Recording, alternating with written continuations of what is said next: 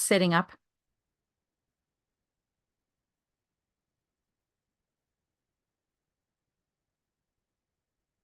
Hello and welcome to Celebrate Southern Africa. And of course, it is Women's Day. So welcome to everybody who's joining us wherever you are in the world to celebrate Women's Day, South Africa's Women's Day. So today, I have a really remarkable bunch of women that I am going to share with you this evening. And welcome to Celebrate what's Southern happening Africa. Now? And of course, can you hear that? So welcome to everybody who's joining us wherever you are in the world to celebrate Women's Day, South Africa's Women's Day. So there we go. Okay, now we've got that sorted. Don't know why that went double. So to start off with, I wanted to share that when I was 16 and I was at school, my friend Natasha and I decided that we wanted to join the Foreign Service, and we sent away for brochures. In those days, you couldn't go online and get all the downloads and have a look at all the courses, because I'm very old. But we were horrified to see that as a female applicant, we needed typing as a subject, because quite simply, that's all we were going to be doing. As women in the Foreign Service, we would be typing. There would be no prospect to climb the ladder, manage a team, get more training, or even join the organization with any other skills. That was not going to be an opportunity or a possibility for a female. And this was the start of my personal journey of being a woman, and not allowing the world to decide that my womanhood was a problem, a weakness, or even a nuisance. So welcome to Women's Day 2024. And today we come together to honor and celebrate the strength, resilience, and achievement of women across our nation, but also our nation scattered across the globe. Because today is rooted in a historic event in 1956, when 20,000 women marched on the Union buildings to protest against the apartheid pass laws. And it serves as a really powerful reminder of the fight that we continue for gender equity, because I prefer the word equity to equality, and empowerment. But we are privileged this evening to have this remarkable group of women who will be speaking about their specific contributions in their respective fields. Each of them embodies the spirit of Women's Day through their work, their dedication, and their unwavering commitment to making a difference. And you will see all of them, whatever they do in their jobs and in their capacity as women, makes a real difference.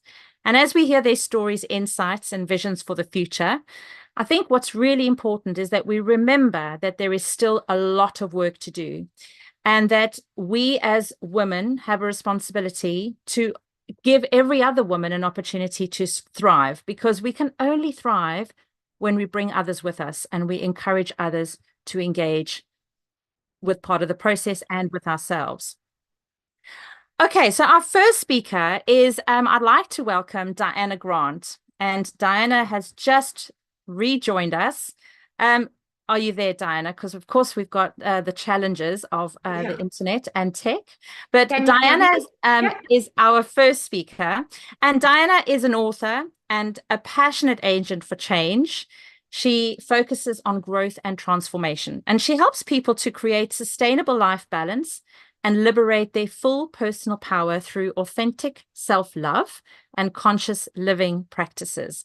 Now, I know Diana through different connections and communities, and I can vouch for her wonderfully raw honesty, which is balanced with an immersion in heartwarming empathy, strength, and the ability to hold a space. Now, she holds a space not only for her clients and her audiences to shift, but with everybody who meets her.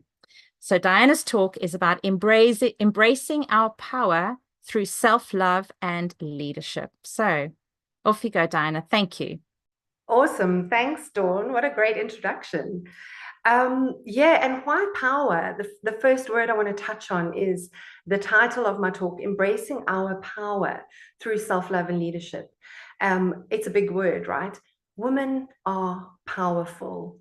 And if you just think of a couple of our superpowers, one is intuition. Men just do not have intuition like women have intuition. We know when we know, right? In addition to that, we have a deep, deep capacity to nurture. We nurture everyone around us. Whether we're mothers or not, that nurturing spirit is within each and every one of us. And then a third power that I love to touch on is a word that's thrown about so much at the moment, and that's collaboration. And I'm going to dig into that a little bit more, a little bit later on in these first few minutes. But Dawn, you touched on it, what I wanted to touch on, and that is the reason for South African Women's Day being on the 9th of August. Those some 20,000 women who walked to the union buildings in South Africa, it started with one woman thinking to herself, this is not okay, and speaking to her friend or her sister and them agreeing it's not okay. And that deep intuition, that deep wisdom that we all have access to, they then shared it with one another. They got together, they found the power together, and they stood together for change. And that is how it's gone through history. If you look back through history, there have always been women knowing what is right and what isn't right, knowing which direction we should be going in, and then banding together, holding each other, holding space, as Dawn, you mentioned in my intro, holding space for each other, for the men, for the children, for everybody. And I talk about this power, harnessing this power, embracing this power through self-love and leadership. Self-love, I call myself the self-love revolutionary, so I'm passionate about it. And what is self-love? It is more than just self-care. And I don't mean just self-care to diminish self-care. Self-care it's powerful, it's important, it's vital. But self-love is just a whole lot more than that. It is about self-knowledge. It's about self-worth. There's so much just behind that word, worth and value. It's about boundaries, because that is rooted in the value and the worth that is there. And it's about taking that nurturing and turning it to ourselves as well. So not self-care just because it's a ritual or a routine, but because we know our value, we know what we're worth, and we know that we deserve that time, that space, and that energy to grow. A part of that for me is creating our own personal, energetic ecosystem. And that is about knowing what is right for us, knowing what is wrong for us, knowing our yes and our no for ourselves, and being able to draw from that energetic space. We're in a world where there is so much contrast. There are awful things happening in the world. There are beautiful miracles happening in the world every day. There is a lot of contrast. If we're not known to ourselves, it is so easy to be taken on a roller coaster ride that we might not want to be on. It is so easy to go down alleyways and take turns on the journey that we may not want to go on. So that self-love, that deep self-knowledge, and that knowledge of our self-worth is so important and part of our power. What comes from that is self-acceptance, a deep sense of self-acceptance. As soon as we know something, the shortest route is to accept it. It's there. So that self-love has got to embrace the acceptance side. It's got to be enough to embrace our shadow and our light. Oftentimes, we need to draw into the sort of darker aspects of our personality to pull that strength when we are sort of acting for the light. And a name that has come into my world several times this week has been Joan of Arc. Think of Joan of Arc, think of anyone who's had a mission. These women that marched on the Union buildings, they had to dig deep for that strength, and they had to know what was deep, was within each of them in order to do that. And then, as I said, I would get back to that collaboration word. And I'm passionate about a bigger word than that. And that is support, connection and support. Because so very often, when we move a little bit away from our own center as women, instead of supporting one another, we collaborate sometimes for self-gain. We collaborate in competition. And I'm not saying there's anything wrong with competition, But in order to advance ourselves, in order to get to that gender equity, in order to get to a place where everyone has equity, equal opportunity, I like the idea of equal opportunity, we need to be supporting each other wholeheartedly. And that means sometimes it's not about me at all. It's about you, Dawn, Estee, somebody else in that moment, and allowing them to shine. You know, we see all these platitudes on social media, like be the woman who adjusts her friend's crown and lets her shine. There is so much to that. It is not just a platitude. And I think that's something that comes with true self-acceptance, true deep self-love, and that's self-leadership. Because when we're leading ourselves, we're able to truly support one another, to stand together and to embrace and harness the power that is innately ours. So my message today in a nutshell is start with you. Start with that amazing woman in the mirror. And at the end of this session, let's embrace and listen to all these wonderful talks. But I encourage you to go to the nearest mirror and make eye contact with that person in the mirror and find out, what can I do for you today, this evening, to make you feel more loved, more worthy? Thank you. Happy Women's Day. Oh, thank you. Thank you so much, Diana. I love that energetic ecosystem. Wow, that's really quite something, and it's quite powerful, I think. So our next speaker, thank you so much. Our next speaker is the wonderful Hazel Hoole. Now, Hazel is the founder of the fabulous sheepskin slippers company. Oh my goodness. And her primary goal is to keep South Africa's feet warm and cozy during the winter, especially down in the Cape, Estee. Her career spans various entrepreneurial endeavors in the UK and South Africa. Now, although a South African at heart, she is a globally minded entrepreneur with spirit. She loves horses, music, and wildlife, but most importantly, she doesn't like cold feet.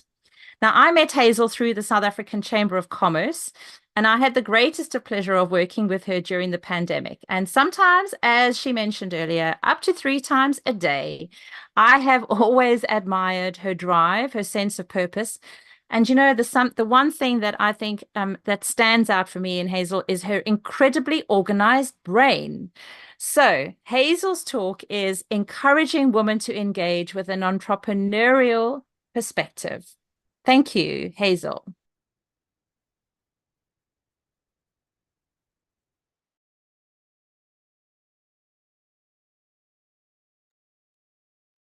I think Hazel's frozen. So should we come back to Hazel? Should we go to the next one? Are you there, Hazel?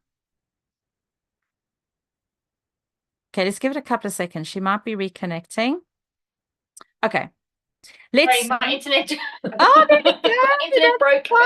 That's perfect. Are you back? Okay, off you go. That's all right. I'm back. Thanks so much for that.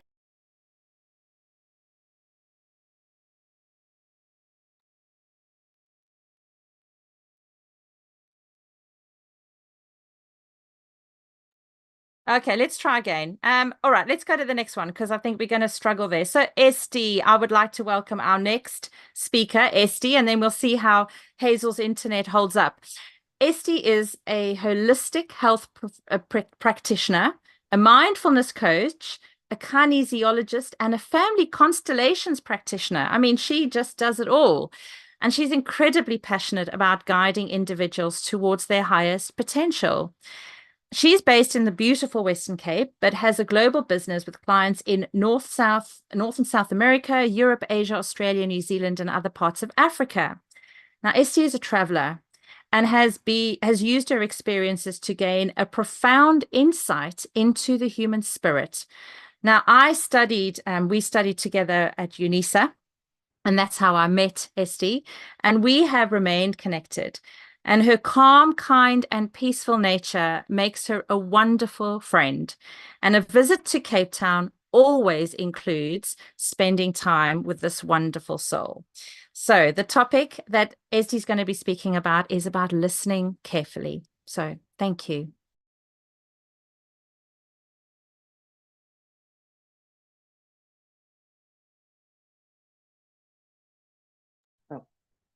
Hi again.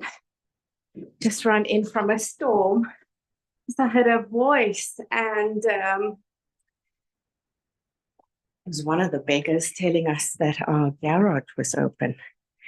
And it's just a lovely reminder, because one thing he said is, I know your family and I just want to know that you're okay. And it's so important the way we engage with people, even beggars. I mean, my son gets cookies from the beggars at the beach. And that brings us to our topic, how we engage and listening carefully. So my topic, and please excuse me for being out of breath, was really inspired by one of the women that I work with at the moment. She has a daughter who's 3 and incredibly beautiful. And she has a rare disease called lessencephaly. And one of the doctors said, if you hear it, it's listen carefully. And it's so profound how we listen when we engage. As women, for myself, as a mother, as a practitioner, and as members of our community.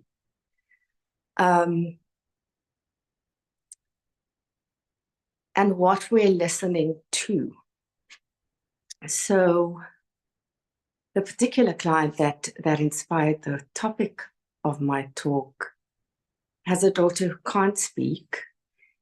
And so she has to constantly be engaging and listening to her daughter in a way that no other mother has the opportunity to.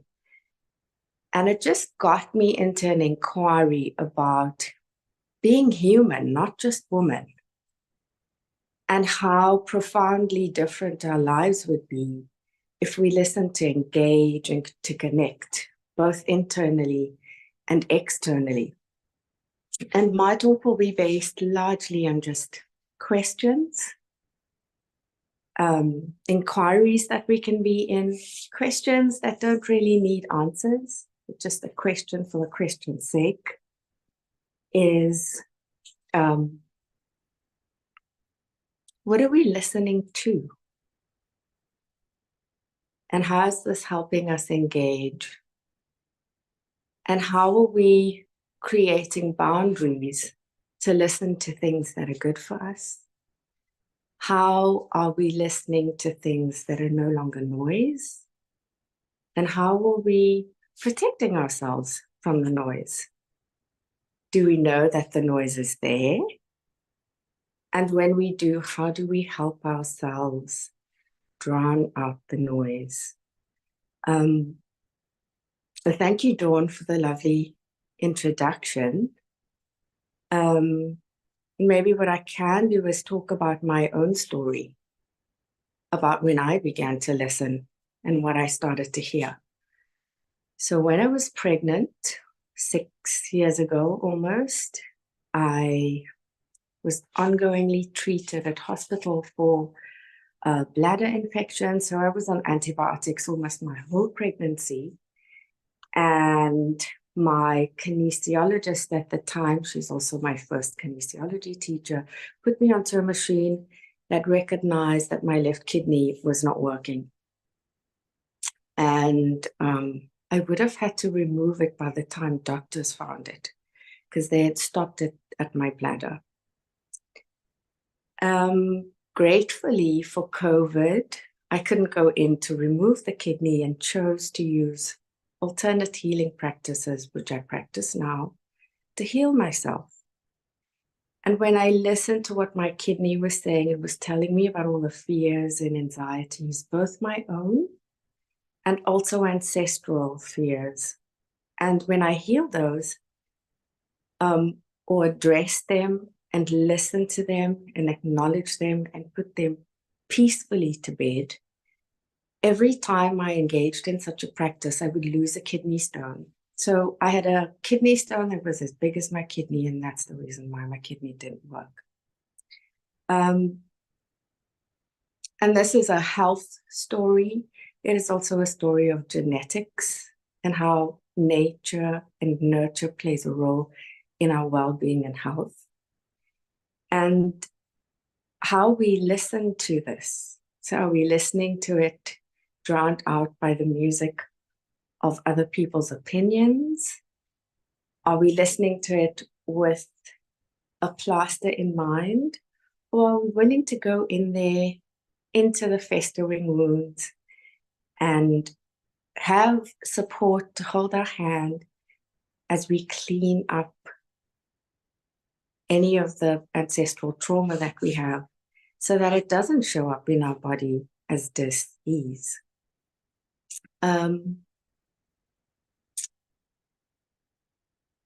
How we listen to our bodies is not just a matter of engagement, but our bodies have messages to tell us that can help us shift our lives.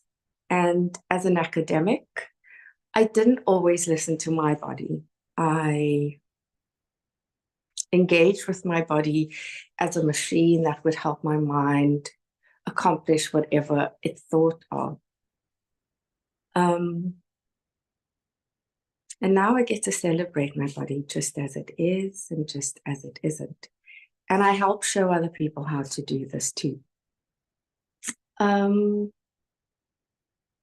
I can see that we're running out of time. So I'm going to draw my talk to an end by asking another question. How do you listen, both to your internal voice, to your own body, to the emotions and what they're trying to tell you, because they're so pure and innocent and they're guiding you through a situation? And how we listen internally will determine how we're able to listen externally. And if we can all just listen to each other as humans, as women, as mothers, maybe our lives could be a bit different, and so can our world. Thank you. Thank you so much, Estee. Thank you very, very much. And that is a really, really powerful question to ask ourselves, how we're listening, because I think in the busyness of life, we forget to listen. And that's an incredibly powerful message. Thank you so much. So we'll go back to Hazel, who is back from the ether. So Hazel, should I do your intro again? Should we do that again? Sure. Okay, let's go again. So Hazel is the founder of the fabulous sheepskin slippers. Her primary goal is to keep South Africa's feet warm and cozy during the winter. Her career spans various entrepreneurial endeavors in the UK and South Africa.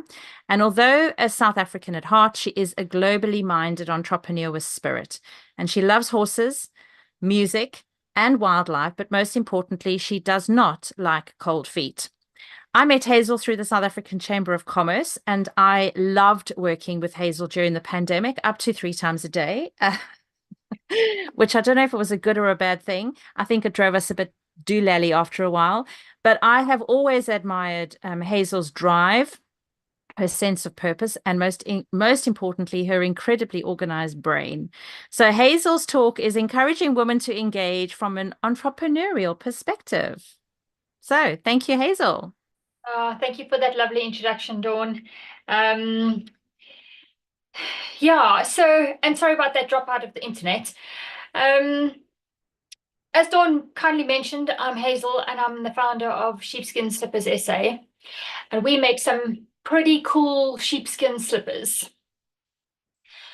Sheepskin Slippers SA is a pretty small company, and I started about 7 years ago.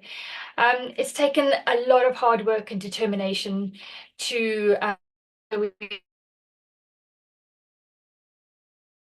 knew that I had to engage.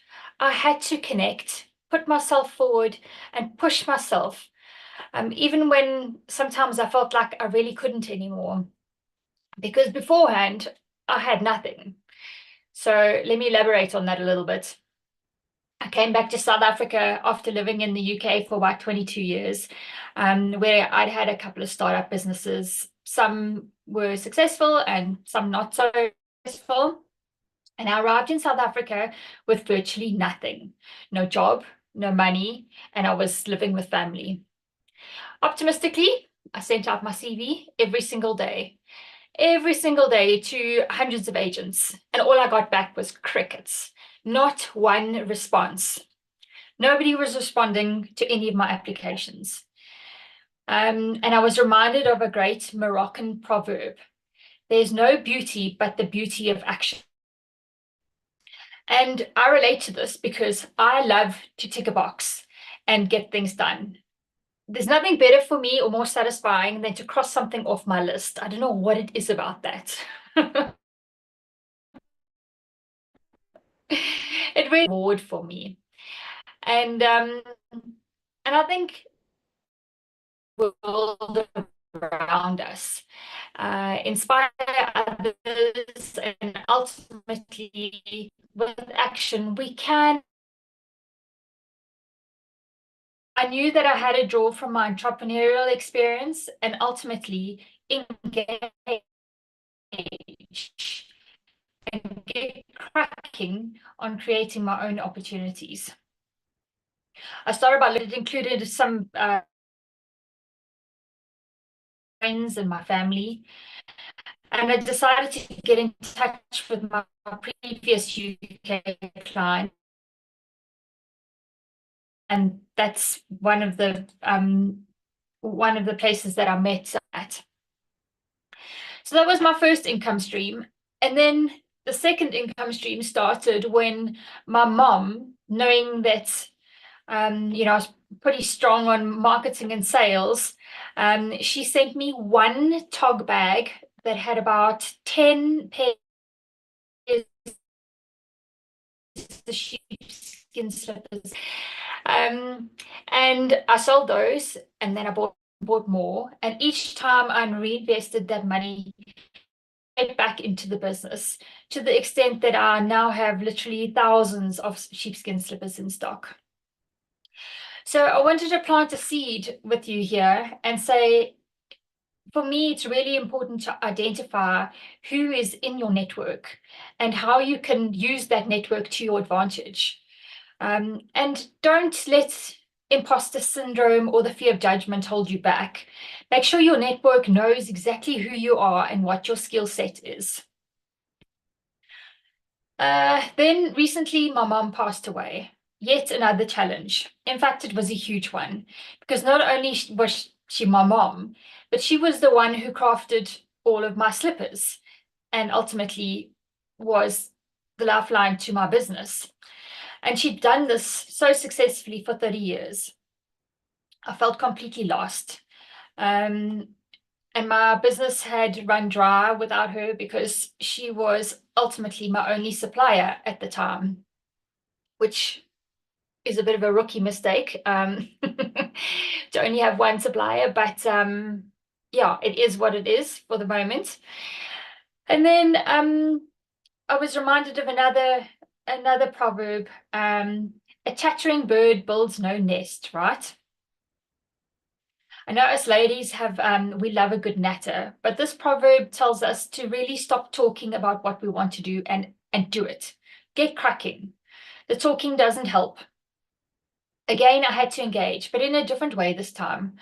This old dog had to learn new tricks and learn how to craft a slipper, because I didn't learn this while Mom was still around. And she was the maker of a very popular brand of slippers called Margie's Comfies, and we took her patterns and we had them professionally improved, and we had to learn how to make these slippers from scratch. And I can tell you, it's not as easy as one might think. So then things started looking up. We had 2 slipper suppliers, and then boom, within 6 months, both of them closed down. And I was like, oh, guts, now what? Without the slippers, I was back to square one. So, and the thought of closing down my business just really wasn't an option. So I jumped on a plane and I had to engage with my network again. And I had lots of meetings. And I was seriously flying by the seat of my pants trying to find a solution. luckily, the people I was speaking to had strong connections back into the footwear industry, and word spreads like only the Bush Telegraph in South Africa can. And it wasn't long before a stalwart of the footwear industry came out of retirement to work with me. He is the very man who made the pair of shoes that Nelson Mandela iconically walked out of prison into freedom in. I wouldn't have met him or been able to save my business or keep the slipper makers in their jobs if I hadn't engaged or taken action. And I think that is so important for us to think about, is that engagement and that taking action, because if you don't do it, it's not going to get done, right? And then the last proverb for tonight is one that us Saffers completely love. Ubuntu. A person is a person because of other people. We are who we are because of others. Whether this is our network, our suppliers, our team, our service providers, our partners, our spouses, friends, and family. I am because of my entire network that's around me. It's an ecosystem, and we all need each other to exist.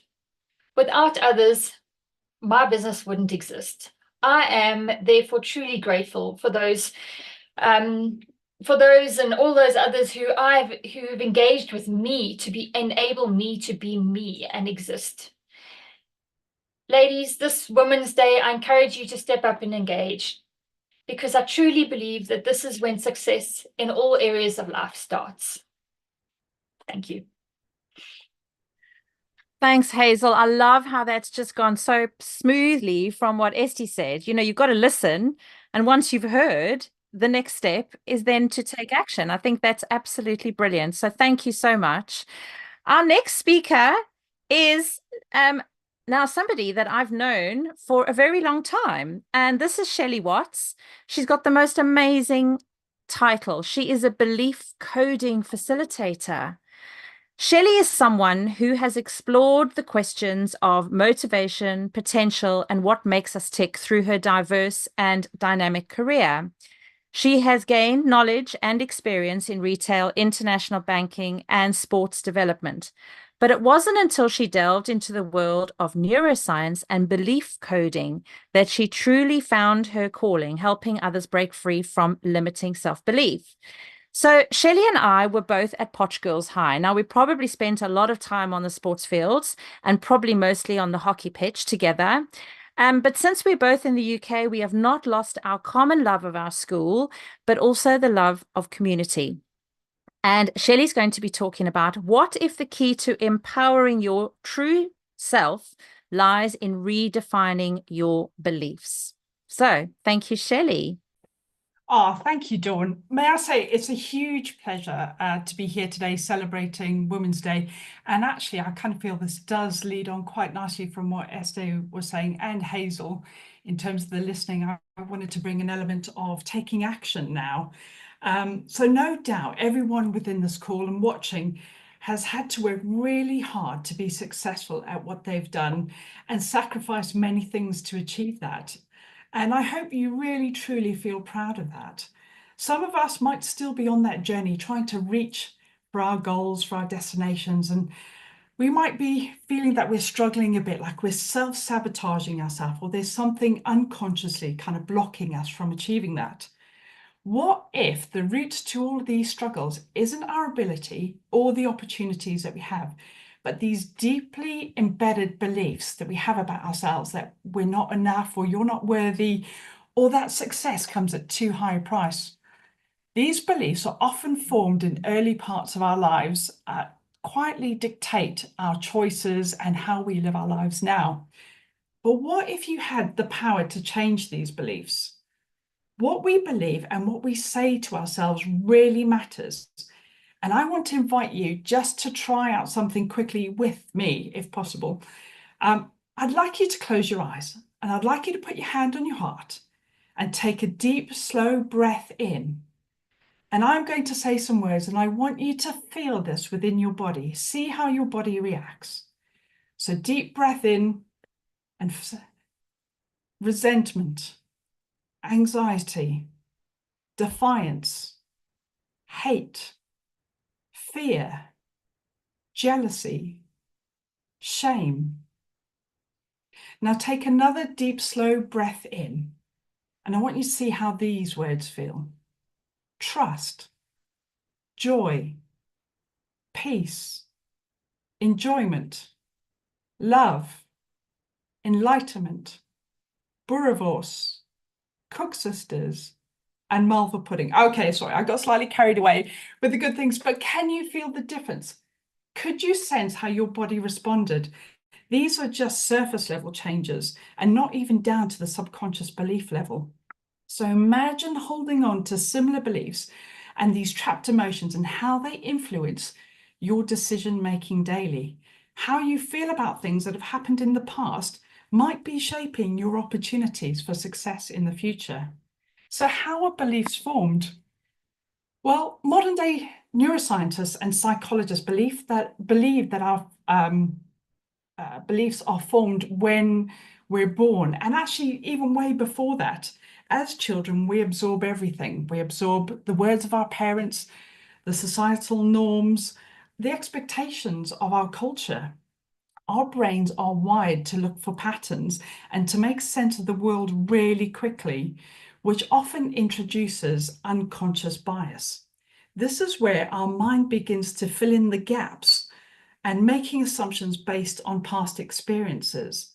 We don't want to trust somebody because they hurt us in the past, or we're not willing to give second chances. They're also influenced by what people in authority might tell us, what we watch on TV, and music that we listen to. So our mind is wired to protect us from actual and perceived threats. These biases sort of lead us to hold on to beliefs that might have served us really well in the past, but actually aren't really helping us today. So this is where belief coding comes in. This is created and developed by our amazing founder, Jess Cunningham. It's a groundbreaking technique that integrates everything from psychology, NLP, CBT, EFT. There's lots of those sort of emotional coding, kinesiology, and energy healing.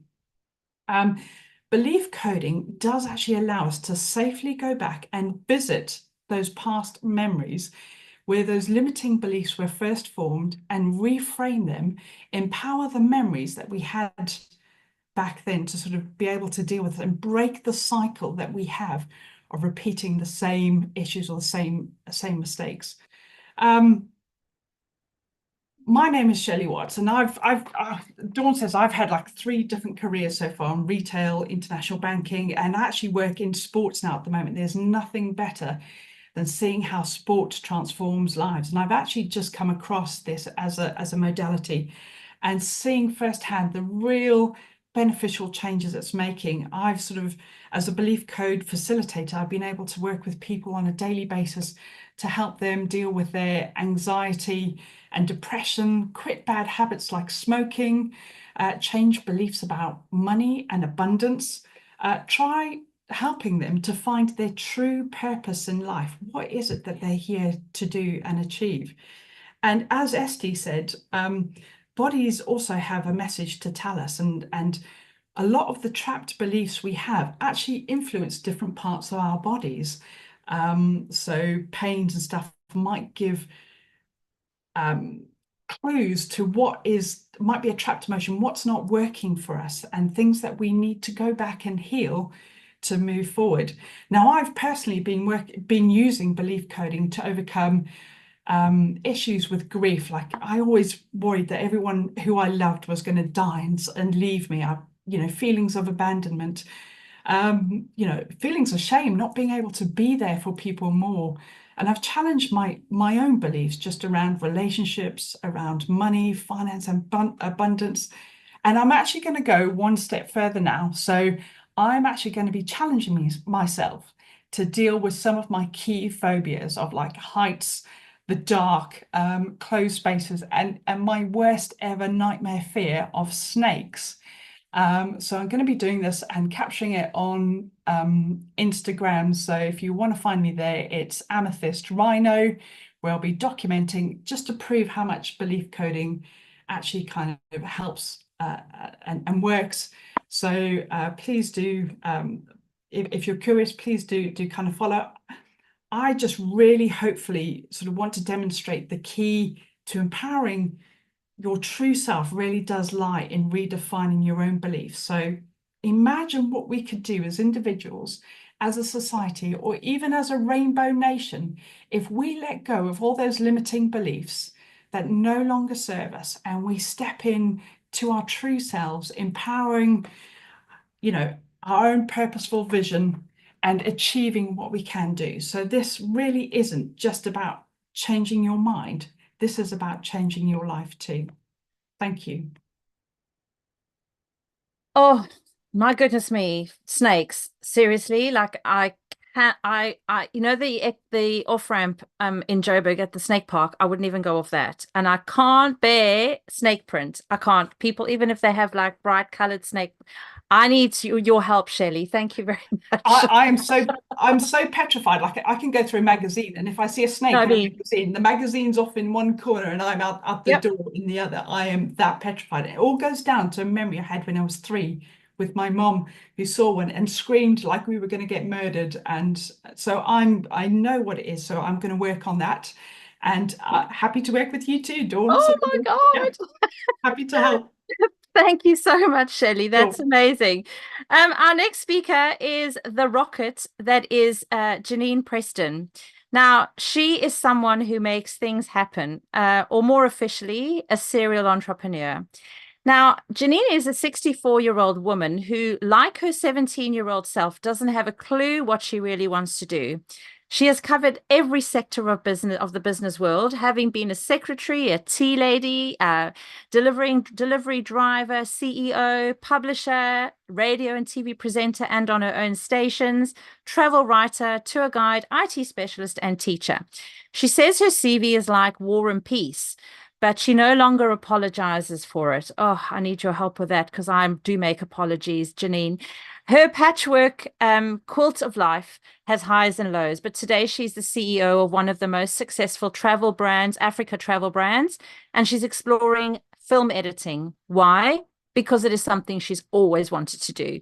Now, I met Geniene many years ago through my Celebrate Southern Africa market, but we never really connected until the pandemic, when we worked together on one of her radio stations. Geniene and I connected because we both love communication, and neither of us know what we want to do when we grow up.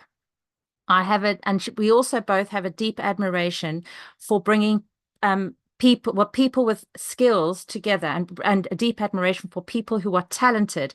And I think the gift that Geniene has is bringing those people together. So Geniene's talk is be who you want to be, and that could change often. So thank you, Geniene. Thank you so much. I'm Geniene Preston. Well, yeah, I'm Geniene Preston, and I guess I'm a serial entrepreneur. I'm also a serial person who gets a serial marriage person, because I'm on my 3rd husband, but that's because most of them couldn't keep up. I think the current one does, because we share the same love of nature and of travel and all the things that we've always wanted to do. I mean, it's just what serial entrepreneurs do. My journey started many years ago when I was at school and I loved to write. So I thought, oh, I'm going to be a writer. But when I left school, there was economics, and there was, you know, one had to go out and work to support the family. And that's what I did. And my journey to being in IT started. And I just loved word processors as they came out. I had one as a secretary, and I thought, oh, I want to become a support rep, because they seem to have so much fun. I went along to the then Van Pritchard, and they said, oh, no, you need to be a landscape gardener. You can't touch computers because you don't have the skill. And so there I was. So I thought, oh, but that's okay. I'll go and find a job with it anyway and get somebody just to teach me, even if I don't get paid, which is what I did. I then became a project manager for Siemens Nixdorf eventually, when I fell pregnant with my 3rd child. And 10 months later, she passed away, tragically, as it were. And I then thought, you know what, I really don't want to spend the rest of my life changing people's cables and telling them what's wrong with their computer. I want to write. I want to go back to my original passion, which was writing. So, of course, the journey to find a job as a journalist began. And that, well, that didn't go anywhere because everybody wanted a journalism degree, which I didn't have. So I thought, well, then if nobody wants to hire me, that's okay. I'll start my own. So I started my own magazine, which eventually became the In-Room magazine for City Lodge.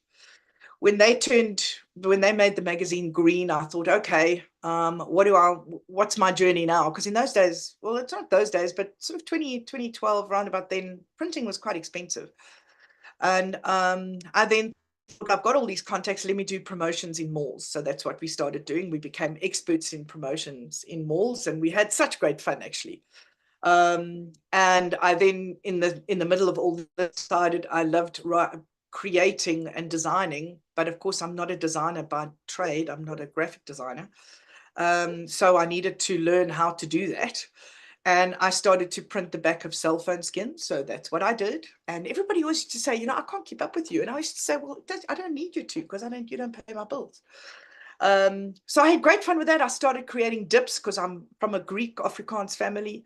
And I started creating dips out of looking at an avo dip and thinking that can be better. We can add mint and lemon juice and basil and chilies, and my business with dips began. I then decided to move to the UK because I have an Irish passport and join my children, who are both living over there. But it soon became apparent that I needed to come home. My mom was also ill, and my mom, my sister, my daughter, my niece has always been so supportive of me. Without them, I couldn't have done this journey, and I decided to come home. But sadly, my mom passed away the day before I got home, and that was very traumatic for me. It took me a couple of years to get through that. And then, of course, COVID hit, all those things.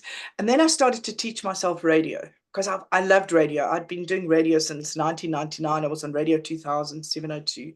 Loved radio. So I thought, okay, let me start my own station, because again, nobody wanted to hire me. It doesn't matter how many times I sent my CV out. Nobody, as Hazel said, you can send your CV out and it goes nowhere. So I thought, okay, in that case, I'll start my own radio. So I did. I learned radio and TV. I was the first person to be able to connect live streaming television through my phone onto my TV channel. And no one was able to tell me how to do that. I had to figure that out for myself. And that's where my journey into Africa began. And now it's ended up basically, I've started to travel into Africa doing interviews and creating a platform for women in Africa to be able to find a voice, because so many of them, Africa is a man's world. And now women are starting to be empowered because they see me being able to do all these things and saying, well, I should be able to do that. I'm sure I can do that. And we're now teaching digital marketing, because I can't deal with social media. So it's a very busy place. So I started with digital magazines. I now produce 16 digital magazines, which led to having video and radio and all those things that I'd learned on my entire journey from the time I was 20 years old to now. I'm able to combine into one business.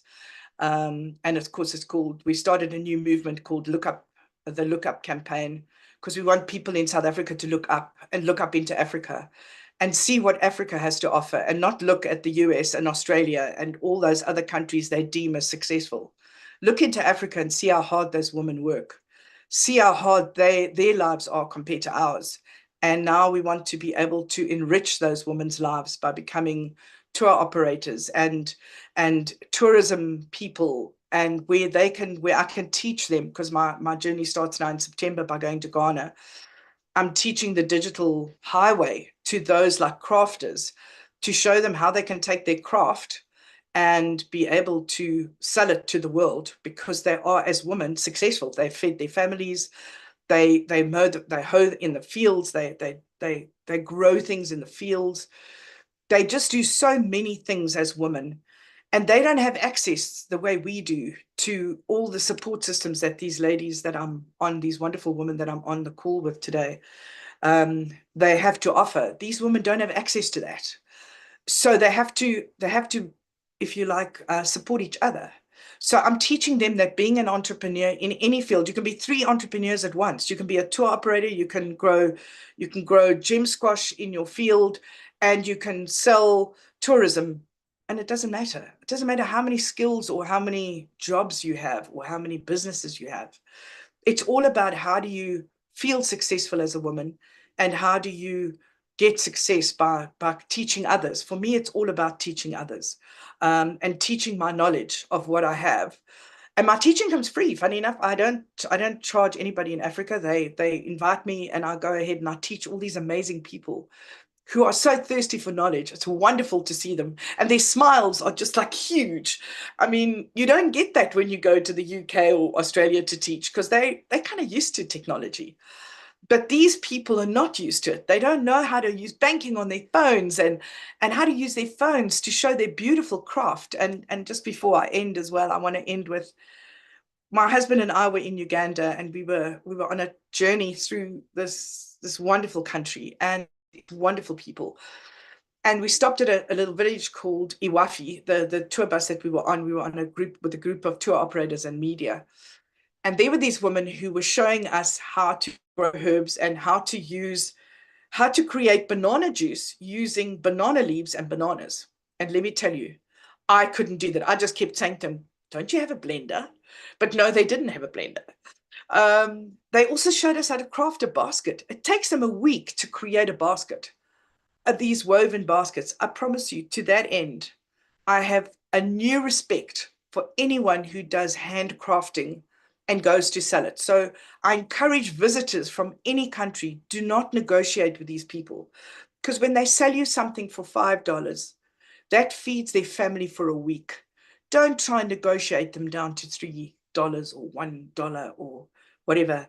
You wouldn't do that with your business. Why do you think that Africans need the same? So just to close it off, to say, guys, you know what, I'd really like you all to consider looking up and joining the Look Up campaign, so that we can also encourage women throughout Africa to feel the way we do. And yes, being a serial entrepreneur has been the best part of my journey. I hope that within the next few years, I can get to the film editing part. So I had to take time off. And I wanted to quickly tell you, one of the things I did was make headbands, my helicopter band. I love those. Fantastic. Oh, Geniene, thank you so much. I really admire you a lot, and you know that. And I've told you that on our many, many, many phone calls that we spent on. But thank you very much for sharing your story, and also the tough part of that as well, which is really something special to share. Thank you very much. Pleasure. And our final speaker is Desirae Pillay. And Desirae is a trainer, a speaker, a facilitator, and a writer. And she believes in the power of safe spaces in relationships and communities to help us heal and grow to our full potential. She is known for sharing her lived experiences about how being vulnerable helped her to overcome stigma from trauma and empowered her to own her life. Her goal is that no one should ever feel ashamed to share their struggles within their home or work environments. And she's also an advocate for the inclusion of persons with disability, having worked in the disability sector for over 20 years. Now, I met Desirae when I interviewed her on the Celebrate Southern Africa podcast, and she touched me so much with her warmth, her strength, and her ability to make everyone feel listened to, heard, and valued. She is an angel. And as a parent of 3 children, she also is a parent caregiver to an adult child who is a person with disability. Desirae's talk is how to own your story and create safe spaces where women can heal and flourish. So thank you, Desirae. And thank you, Dawn. And here we go, that my video won't turn on. So just a second for me. I do apologize. Okay. And it would happen that I'm the last speaker, right? I'm not sure why, but it worked quite nicely before.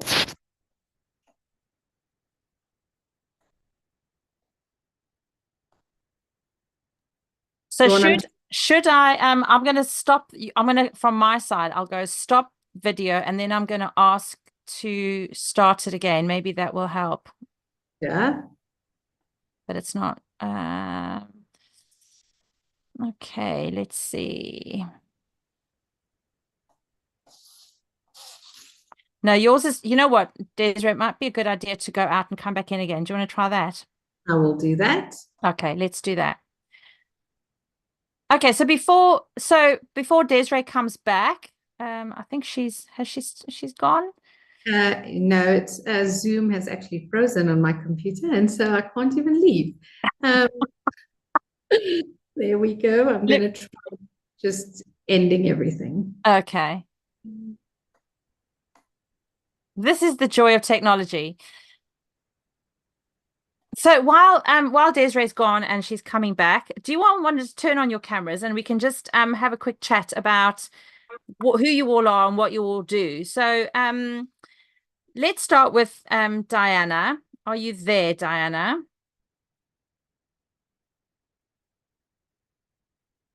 I think Desirae might have to turn her laptop off completely. Is Diana still there? I think she also struggled. Okay, so let's go, Estee. So tell us a bit about what you do and how people can get in touch with you. Because you mentioned, of course, that you have clients around the world, and what kind of thing do you offer? And also, how can people get in touch with you if they are interested?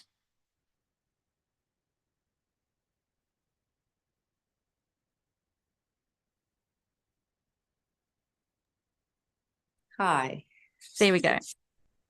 Most of my clients are word of mouth. I have a website that's behind the scenes, and I've just probably not prioritized it. I love when people come to me because they've heard someone else's story of the transformation they've gone through. I'm a mindfulness practitioner. Although it doesn't involve yoga and meditation and all of that, I really just work with people to bring to the foreground conversations that might be in the background puppet mastering us. I guess a lot like Shelley Watts, these already existing conversations that shape our lives and we don't even know that it's happening. Yeah.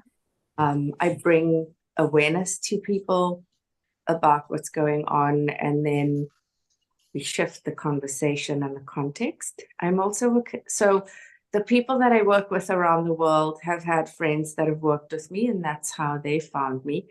I don't have a website.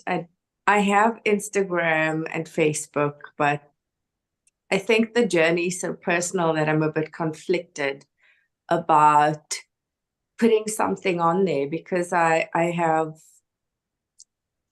many clients and everyone's journey is so unique and tailored that to say I do this might exclude so many other things I do. Many of my clients fly in. I offer in-house treatments, 10 days or 21 days for people who really want to shift things, where we do kinesiology. I work with a machine that's Russian intelligence. It gets sent out of space with astronauts, and it's what found my not working kidney before the medical system did. And I'm skeptic every day, but every day I'm so wowed by what I do. I'm a family constellations practitioner, because early in my own deeper healing journey, I realized that some of the dis-ease in my kidney was genetic. It was unprocessed trauma. I mean, one of the biggest, I managed anxiety, right, for almost as long as I can remember. And it was in a constellation where I was handing back birth trauma. My great-grandmother was born to a South American mother, and she died on a ship while being born. And this trauma was carried through generations. And so I was carrying anxiety that didn't belong to me. And so I don't manage anxiety anymore because it's left me a large portion of it. And whenever my own anxiety does show up in my body, I listen to what it's telling me, because it's tugging at me to be heard about something that I could shift. So how would people get in touch with you then? Is there an email, or the best way to get in touch with you? I think WhatsApp. It's Okay. so simple and easy, and Okay. Get my number from Dawn. Okay, I'll pop it get in my with the number from a video. friend. Yeah, I like working with friends of friends. Fantastic. Yeah, it just keeps things simple, and it's like a gatekeeper, my friends. Yeah. Oh, well, thank you. That's brilliant. I'll make sure that the That's number's awesome. available and then people can get in touch with you. So thank you so much. Let's Desirae, are we still there? I think Desirae is struggling. So let's go with Hazel. Hazel, do you want to share about this must be peak season for you, or is it starting to warm up? Oh, is Hazel frozen as well? It's a public holiday. Everyone's gone on holiday, even the internet. Winter's been busy. And yeah, the nation's feet have been cold. But are you but things are starting to, you're still making some sales because it's winding down, isn't it? Oh, how frustrating. Are you there? It's starting to get warm, but the sales are still coming in. It's still a bit chilly in various parts of the country. So yeah, it's still trickling in basically. Fantastic. How can people get hold of you, Hazel? So Hazel, can you hear me? Oh, okay. So Yeah. I've got website is sheepskinslipperssa.co.za, and then on Facebook and Instagram, our handles are sheepskin slippers SA on both of them. So it's pretty simple. Fantastic. Thank you. I'll make sure that information is available as well. And anyone who wants to have warm tootsies, make sure that you get hold of Hazel. Okay, so work, I promise. oh, they're so comfy. They're gorgeous. I'm definitely getting some when I go back to South Africa. Shelley, can you tell us about how people can get hold of you and the work that you can do with to help people? Yeah, absolutely. So I am sort of embodying my spirit animal, which is like amethyst rhino. So I kind of see the rhino as a persevering and full of courage and willing to just authentically be themselves without having to put on and do anything for anyone else. So find me on Instagram. So I'm just starting up the account there, which is going to be documenting the journey of sort of challenging my own self-beliefs and how that's going, and also sort of like working with others as well. We're looking to have a Facebook page as well. So yeah, please do get in touch with us that way. And yeah, I'd love to work with people. And I happily accept Cook Sisters, Malva pudding, and Boerewors as additional sort of You made payments. me laugh. You made me laugh when I was sitting there thinking, okay, yeah, this is feeling very happy. Oh my God, that's very happy. Yes, I'm a very food-based orientated person. Oh, I love it. I think Geniene was talking about the dips and stuff, and I'm kind of thinking, oh my God, what have I got in the fridge downstairs? What can I make tonight? That sounds amazing. So yeah, thanks. Okay, cool. Thank you, Shelley. That's brilliant. Cheers. Janine, tell us about how people can get hold of you and where they can find all the amazing things that you're doing. Well, I do a number of things. As you know, I do app development, I do digital designs, I do catalogs, and of course websites. But you have to dare to be different. You can't ask me to help you if you don't want to be different. Then we're not going to be friends. So I have a range of 16 magazines as well, which all of your the people who are watching, it's free. There's no charge for writing articles and coming on board. And I have magazines, anything from Ghost, because I love ghosts. I think they're awesome, especially skulls. And you can I've got cruising, I've got tourism, I've got wildlife, all kinds of magazines. You're welcome to write articles in them. I even have one called I Am Woman. You're welcome to submit. You're welcome to use it as an advertising platform. They're all sponsored. So that's why I have no need for advertising to come on board. And you know, the more people that can get the voice out there, video, audio, the magazines do them all. So you can get hold of me there on www.flipmags.co.za. And it's an app, so you can load it onto your phone, and also Anytime Radio and TV, which plays into all the South African stores around the world. I'm very fortunate to have a client who supplies all those stores. So maybe, Hazel, if you aren't already supplying them, you want to get hold of me, I'll put you in touch with the people who supply all the South African stores. No worries. And there is Anytime Radio-TV.co.za. And I hope you'll all come and do shows with me and communicate and just have fun. It's so awesome. You can communicate from anywhere. It's just so cool. And you can obviously also have a helicopter like I do, made of Nice material. Yeah. Thank you Cool very banana. much. Thanks. Okay, so we've now got Desirae back. Fantastic. So Desirae, I'm going to do a quick little tell everyone a little bit about you. I've already done that. So we're ready to go. So we're going to all turn our cameras off, and then we're just going to go for it. Desirae.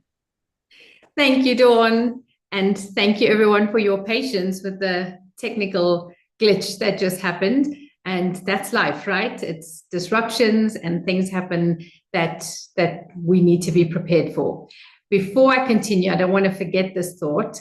I have not met Hazel before, but my eldest daughter is a person with a disability, and her favorite shoes to wear are her sheepskin slippers.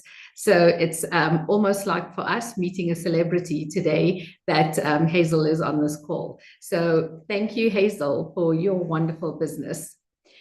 I am excited to be here today. When Dawn invited me, I said yes immediately. I didn't know what I was going to talk about, but I said yes immediately because in my interview with Dawn, I felt very much like she did, like just that her soul was for other women and other people, and her kindness in uplifting women and bringing us together to collaborate. It's a word that we've used quite a lot this evening. I've heard Shelley say it and Diane say it, and you've heard Estee talk about passion for having other women feel good, and Geniene sharing about African women and their excitement in how they were feeling.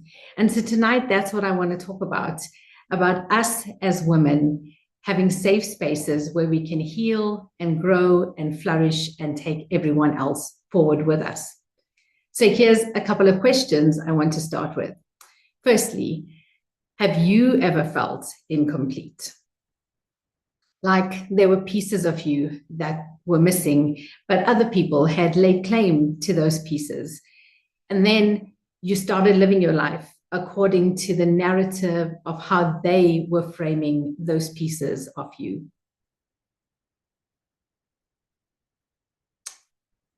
Have you ever felt like you are renting space in your own life?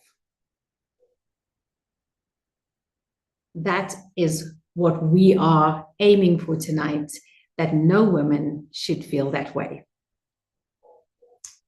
You are going to own your own life. That's what I learned in my life. That renting space in my own life was not the plan. I had to learn to own my life. I was born here in South Africa in 1978. And by the time I was 6 years old, I learned one truth that was going to shape the rest of my life.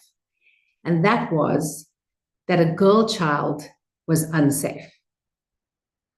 It was not the way I should have learned life, but it certainly was the largest impression made upon me.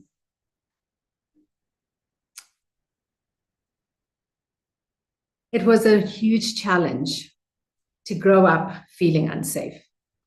And we know in our African context, and today, even as we celebrate Women's Day, we are aware that so many women are feeling unsafe. So many young girls are in homes where they feel unsafe.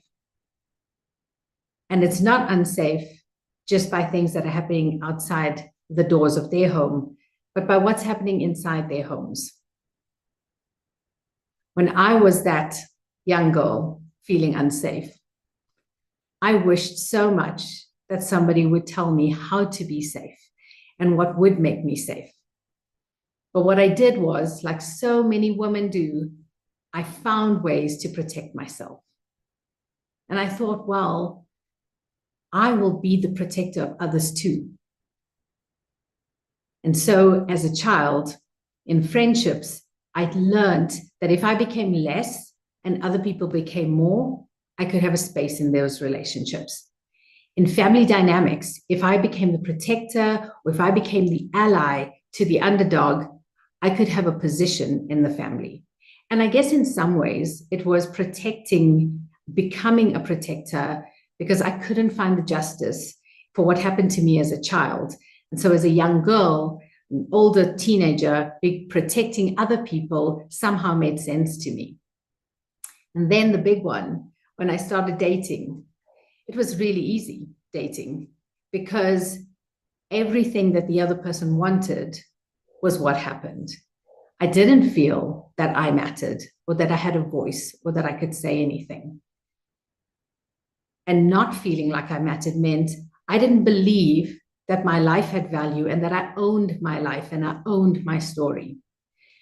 But I had an epiphany moment, and it's such an honor to be telling the story tonight on this day, the 9th of August, 2024, because exactly today, 28 years ago, I gave birth to my first daughter. I was only 18 years and 3 months. 18 years and 3 months. I was just a baby myself. But I remember that when she was born, 3 thoughts raced through my mind. I'm only going to share one tonight because it's pertinent to what we're talking about. And it was a thought that lasered through me with such clarity that it stuns me even today to think, in this traumatic birth and being a child myself, the thought was that I would go to war to protect my daughter because she was a woman. It was so jarring and so profound. And in becoming her mother, and with the backdrop of feeling unsafe as a girl, it was really hard. I worried all the time. I worried about her safety. How do you keep girls safe in this world as moms when we ourselves couldn't protect who we are? But I was determined to try. And the first connection came with understanding and unlearning what I'd known as a child. I was capable, point 1, and I was connected emotionally, point 2. And point 3, I knew what not to do. And so I worked hard at keeping this girl safe. She was then diagnosed as a person with a disability, which meant that my worries were only deepened. When I was about 23 years old, I married my husband, and we had our second daughter. And that thought of keeping a girl child safe and of going to war so that my daughter would know, that my daughters by now would know that it was their right, it was their space to belong and to own their lives, didn't remain a thought. It became a truth, and it became a way of life. And in order to do that, like so many women that have gone before me and so many women that will come after me, I had to learn to own my life myself. I had to be who they could look up to and realize it was possible. And part of that, of owning my life as a woman, it meant actually laying down the arms, laying down the weapons. Because as a child and as women, we have to pick up a sword and a shield to protect ourselves at times. But those weapons sometimes become barricades, and we don't become who we are meant to be. So in becoming who I wanted my daughters to look up to, I had to lay down my sword and shield, and I had to take up a new way of being. And that was by using my words to bring my story into the light. Because when we put our stories into the light, we make the space safe for everybody. I had to make it so that when my girls went through anything as women, they would never feel ashamed or fearful or responsible because they were women that things happened to them. That they would never feel vulnerable or scared or afraid. And then I had to reframe this idea of protection and this idea of fighting and change it to, it is their right to feel safe. And I worked really hard in honoring that space, in raising my girls with a right to be safe, with a narrative in their mind that they belong in every space, that they were capable, that they had what it took to be exactly who they are in every space. And I had a son, I had a third child. And then my job was to raise a man who could honor women and honor the way they needed to be safe. And again, in doing that, it was by bringing my story into the light. And so that's why I've become in my life a storyteller, somebody that can share these insights of not just parenting, but of also working in the disability sector, where people are vulnerable and where girls are more vulnerable than boys, even there, and where sexual abuse is rife, domestic abuse is rife. By telling these stories and by bringing these narratives into the light, I am able to create safe places where people can heal, especially women. And the thing about us women, when we heal, we want to give it away, and then we flourish. And when we flourish, we take everybody with us, exactly what Dawn is doing for us tonight. And then when we take everybody with us, we change communities, we change our provinces, we change countries, we change the world. And that's my story. On this Women's Day, I honor the two girls that taught me to fight bravely, to lay down my sword and my shield, and not fight, but to lay down my sword and shield, and to use my words so that they feel safe in this world and they can walk out owning their lives, flourishing, and becoming everything that they were designed to be. So thank you so much, Dawn, for this. And I want to thank Estee, Diane, Shelley, Hazel, and Geniene, because now my life is forever changed by listening to you. Thanks. Oh, Desirae, thank you so much. And happy birthday to your daughter. What a lovely day. I hope you managed to do something fun today. We did. We managed to celebrate. Yes. Fantastic. Thank you. And thank you so much for your vulnerability as well. I think that's part of the story, isn't it? It's being open to that, because that makes the story real. So thank you very much for doing that. So just if you all want to turn our cameras back on again, so it'll be great to kind of finish off. A huge thank you to everybody, Diana, Hazel, Estee, Shelley, Geniene, and Desirae, for simply being amazing, inspiring, and just wonderful. I just love having you all in my life. And someone who has always inspired me is the first woman president in Africa, Ellen Johnson Sirleaf. And she was the president of Liberia. And she said, "The size of your dreams must always exceed your current capacity to achieve them. If your dreams do not scare you, they are not big enough." So happy Women's Day, and see you all in 2025. Cheers.